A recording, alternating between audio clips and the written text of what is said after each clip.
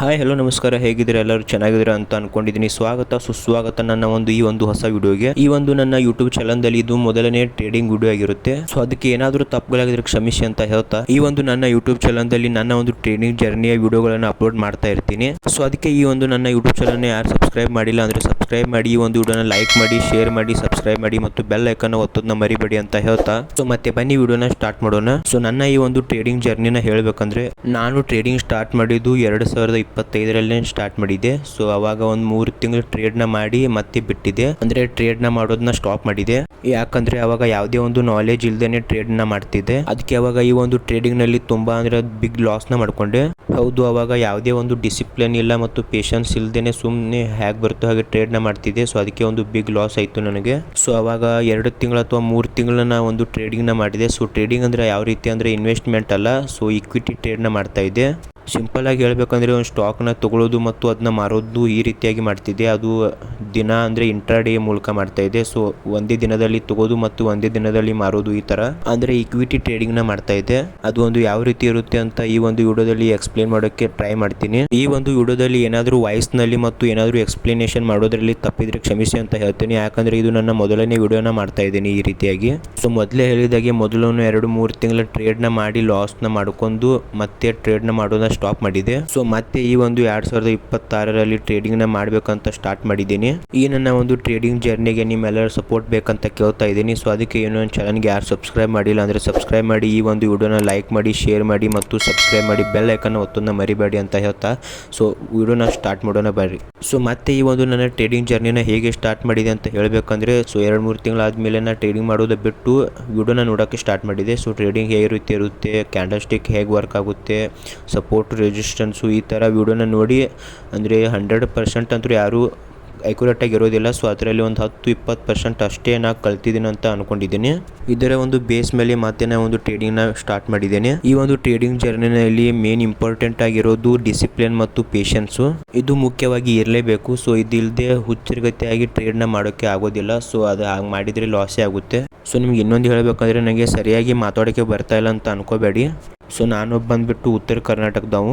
ನಾನು ಅದಕ್ಕೆ ಉತ್ತರ ಕನ್ನಡ ಭಾಷೆನ ಬಿಟ್ಟು ಬೆಂಗಳೂರು ಭಾಷೆನ ಮಾತಾಡೋಕ್ಕೆ ಟ್ರೈ ಮಾಡ್ತಾ ಇದ್ದೀನಿ. ಸೊ ಈ ವಿಡಿಯೋದಲ್ಲಿ ಎಲ್ಲರಿಗೂ ಅರ್ಥ ಆಗಲಿ ಅಂತ ಸೊ 1-2-3 ಸಲ ಟ್ರೈ ಮಾಡಿ ನೋಡ್ತೀನಿ. ಸೊ ಎಲ್ಲ ನೀವು ಕಮೆಂಟ್ ಬಾಕ್ಸಲ್ಲಿ ಕಮೆಂಟ್ ಮಾಡಿ ತಿಳಿಸಿ. ಉತ್ತರ ಕರ್ನಾಟಕದಲ್ಲಿ ಬೇಕಂದರೆ ಉತ್ತರ ಕರ್ನಾಟಕದಲ್ಲೇ ಮಾತಾಡ್ತೀನಿ. ನಾನು ಇನ್ನೊಮ್ಮೆ ಹೇಳ್ತಾ ಇದ್ದೀನಿ, ಇದು ನನ್ನ ಮೊದಲನೆಯ ಟ್ರೇಡಿಂಗ್ ವಿಡಿಯೋ ಆಗಿದೆ. ಅದಕ್ಕೆ ಏನಾದರೂ ಮಾತಾಡೋದ್ರಲ್ಲಿ ತಪ್ಪುಗಳಾಗಿದ್ರೆ ಕ್ಷಮಿಸಿ ಅಂತ ಹೇಳ್ತಾ, ಸೊ ಈಗಿನ ತನಕ ಬರೀ ಮಾತೇ ಆಡ್ಕೋತಾ ಬಂದ್ವಿ. ಸೊ ಈಗ ಡೈರೆಕ್ಟಾಗಿ ನನ್ನ ಹೇಗೆ ಒಂದು ಟ್ರೇಡ್ನ ಎಕ್ಸಿಕ್ಯೂಟ್ ಮಾಡಿದೆ ಅಂತ ತೋರಿಸ್ತೀನಿ ಬರ್ರಿ. ನೀವು ಸ್ಕ್ರೀನ್ ಮೇಲೆ ನೋಡ್ತಿರ್ಬೋದು, ಈ ಒಂದು ನಾನು ಟ್ರೇಡ್ನ ಮಾಡಿದ್ದು ಜನವರಿ 26ರಂದು, ಇಂಡಿಯನ್ ರಿಪಬ್ಲಿಕ್ ಡೇ ದಿನದಿಂದನೇ ಮತ್ತೊಮ್ಮೆ ಟ್ರೇಡಿಂಗ್ ಸ್ಟಾರ್ಟ್ನ ಮಾಡಿದ್ದೇನೆ. ಈ ಒಂದು ಟ್ರೇಡ್ನ ಯಾವ ರೀತಿಯಾಗಿ ಎಕ್ಸಿಕ್ಯೂಟ್ ಮಾಡಿದ್ದೇನೆ ಅಂತ ಹೇಳ್ತೀನಿ ಬರ್ರಿ. ನೀವು ಸ್ಕ್ರೀನ್ ಮೇಲೆ ನೋಡ್ತಿರ್ಬೋದು, ಸೊ ಗ್ರೋ ಆ್ಯಪ್ನ ಓಪನ್ ಮಾಡಿದ್ದೇನೆ. ಸೊ ಇಲ್ಲಿನೂ ಸ್ಟಾಕ್ಗಳು ಎಲ್ಲ ಬಂದಿದ್ವು. ಸೊ ನಾನು ಮೊದಲನೇದಾಗಿ ಇಕ್ವಿಟಿ ಟ್ರೇಡ್ನ ಮಾಡಿದ್ದು KVB ಅಂತ. ಸೊ ಸ್ಟಾಕ್ನ ತೊಗೊಂಡಿದ್ನಿ, ಡೈರೆಕ್ಟ್ ತೊಗೋದು ವಿಡಿಯೋನ ಮಾಡೋಕ್ಕಾಗಿರಲಿಲ್ಲ. ಸೊ ಎಷ್ಟು 3-4 ಸಲ ಆದರೂ ವಿಡಿಯೋನ ಬರೀ ವಿಡಿಯೋ ಮಾಡೋಕ್ಕೆ ಹೋಗಿ ರೆಕಾರ್ಡ್ ಮಾಡೋಕ್ಕೆ ಹೋಗಿ ಬಂದಾಗಿತ್ತು. ಸೊ ಯಾಕಂತ ಗೊತ್ತಿಲ್ಲ, ಬರೀ ರೆಕಾರ್ಡೇ ಆಗ್ತಿರಲಿಲ್ಲ. ಸೊ KVB ಸ್ಟಾಕ್ನ ತೊಗೊಂಡಿದ್ದೇನೆ. KVB ಎಂಬ ಒಂದು ಸ್ಟಾಕ್ನ ಬೈ ಮಾಡಿದ್ದೇನೆ. ಈ ಒಂದು ಬೈ ಮಾಡಿರುವ ಸ್ಟಾಕ್ನ ಇನ್ಫಾರ್ಮೇಷನ್ನ ನೀವು ನೋಡ್ಬೋದು. ಸೊ ಇದನ್ನ ನಾನು ಎಕ್ಸಾಕ್ಟಾಗಿ ಬೈ ಮಾಡಿರೋದು, ಇದರಲ್ಲಿ ಎವರೇಜ್ ಪ್ರೈಸ್ ಬಂದ್ಬಿಟ್ಟು 289 ರೂಪೀಸ್, ಅಂದರೆ ನನಗೆ ಆ ಪ್ರೈಸ್ನಲ್ಲಿ ನಾನು ಬೈ ಮಾಡಿದ್ದೇನೆ ಒಂದು ಸ್ಟಾಕ್ನ. ಮತ್ತು ನಾನು ಸ್ಟಾಪ್ ಲಾಸ್ ಇಟ್ಟಿರೋದು 287ಕ್ಕೆ. ಈ ಒಂದು ಪ್ರೈಸ್ 287ಕ್ಕೆ ಬಂದರೆ ಸ್ಟಾಪ್ ಲಾಸ್ ಆಗುತ್ತೆ. ಮತ್ತು ನಾನು ಟಾರ್ಗೆಟ್ ಇಟ್ಟಿರೋದು 296ಕ್ಕೆ. ಸೊ ಇದನ್ನ ಒಂದು ಎಕ್ಸ್ಪ್ಲೇನ್ ಮಾಡೋಕ್ಕೆ ತುಂಬ ಕಷ್ಟ ಆಗ್ತಾಯಿದೆ, ಯಾಕಂದರೆ ನಾನು ಇದನ್ನ ರೆಕಾರ್ಡ್ನ ಮಾಡಿ ಹಿಂದಾಗಡೆ ವಾಯ್ಸ್ ಓವರ್ನ ಮಾಡ್ತಾಯಿದ್ದೀನಿ. ಸೊ ಅದಕ್ಕೆ ಭಾಳ ತುಂಬ ಕಷ್ಟ ಆಗ್ತಾಯಿದೆ. ಅದಕ್ಕೆ ಏನಾದರೂ ಎಕ್ಸ್ಪ್ಲೇನ್ ಮಾಡೋದ್ರಲ್ಲಿ ತಪ್ಪಿದರೆ ಕ್ಷಮಿಸಿ. ನೆಕ್ಸ್ಟ್ ಬರುವ ವೀಡಿಯೋಗಳಲ್ಲಿ ಪ್ರಾಪರಾಗಿ ಒಂದು ವೀಡಿಯೋನ ಮಾಡಿ ಎಕ್ಸ್ಪ್ಲನೇಷನ್ನ ಕೊಡೋಕ್ಕೆ ಟ್ರೈ ಮಾಡ್ತೀನಿ. ವಿಡಿಯೋದಲ್ಲಿ ಬರೋದಾದರೆ ನಾವೊಂದು ಸ್ಟಾಪ್ ಲಾಸ್ನ ಇಟ್ಟಿರೋದು 287ಕ್ಕೆ ಮತ್ತು ಟಾರ್ಗೆಟ್ನ ಇಟ್ಟಿರೋದು 296 ರೂಪೀಸ್ಗೆ. ಈ ಒಂದು ಟ್ರೇಡ್ನಲ್ಲಿ ನಾನು ಪ್ರಾಫಿಟ್ ರೇಷಿಯೋನ ಇಟ್ಕೊಂಡಿದ್ದೀನಿ 1:2ನ. ಸೊ ಪ್ರತಿಯೊಂದು ವಿಡಿಯೋದಲ್ಲಿ ಅಷ್ಟೇ ಇಡ್ತೀನಿ, ಅಂದರೆ ಟ್ರೇಡ್ ಮಾಡೋದ್ರಲ್ಲಿ.